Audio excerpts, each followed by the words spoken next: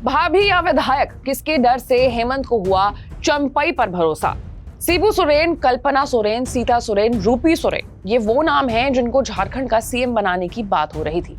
इनमें से कोई हेमंत की गिरफ्तारी के बाद सीएम की कुर्सी संभाल सकता था, लेकिन हेमंत सोरेन ने चंपई सोरेन को सीएम बना करके सबको चौंका दिया है। सवाल है कि आखिर क्यों हेमंत ने चंपई को ही सीएम के लिए चुना? क्या इसके पीछे भाभी या विधायकों को खोने का डर था? आज चर्चा इसी मुद्दे पर करेंगे। नमस्कार, मैं हूं आशीष सिंह और आप देख रहे हैं अनकट। किसी भी परिवार की तरह हेमंत सोरेन के परिवार में भी खूब सारे कलेश हैं और ये कलेश हमें तब देखने को मिले जब परिवार पर घोर संकट आया। हेमंत गिरफ्तार होने वाले थे और सीता सोरेन यानी हेमंत की भाभी चाहती थी कि हेमंत की बीवी कल्पना को नहीं बल्कि उन्हें सीएम बनना चाहिए क्योंकि वो घर की बड़ी बहू हैं। लेकिन इन सभी बातों को साइड करते हुए आउट ऑफ नोवेयर हेमंत ने चंपई को सीएम बना दिया। तो हमारा सवाल यहाँ आता है कि आखिर चंपई सोरेन ही क्यों?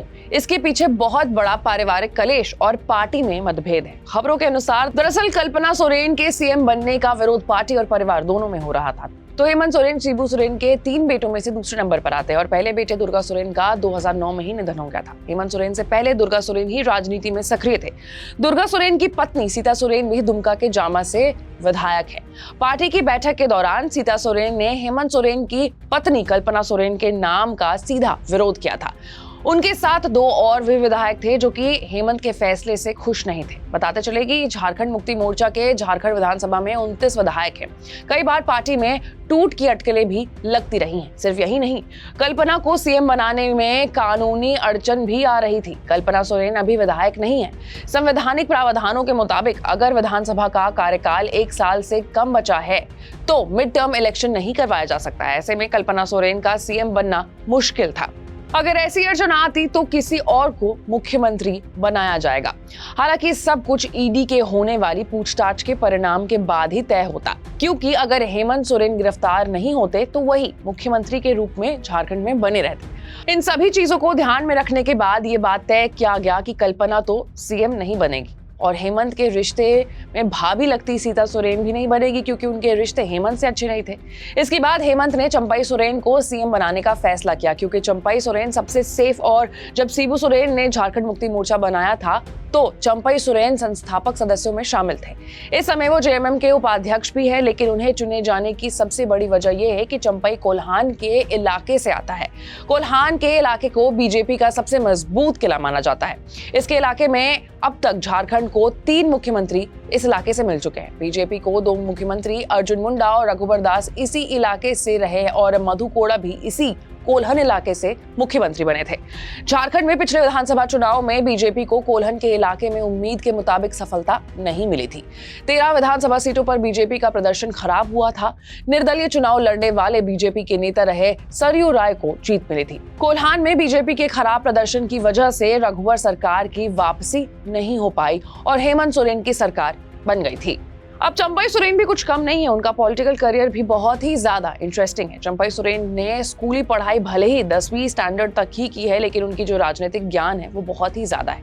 91 में उन्होंने सरायकेला सीट पर जो उपचुनाव हुए थे उसमें हिस्सा लिया था और उस सीट से जीत भी हासिल की थी। उसी समय ये सीट बिहार विधानसभा का हिस्सा थी।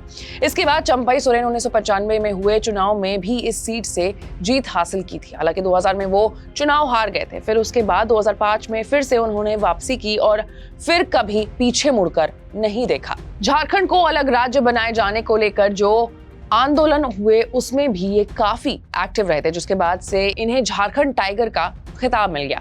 झारखंड में लोग इन्हें इस नाम से भी बुलाते हैं। चंपई सोरेन ने बीजेपी के साथ भी काम किया हुआ है। बीजेपी नेता अर्जुन मुंडा की सरकार में चंपई सोरेन को कैबिनेट मंत्री बनाया गया था।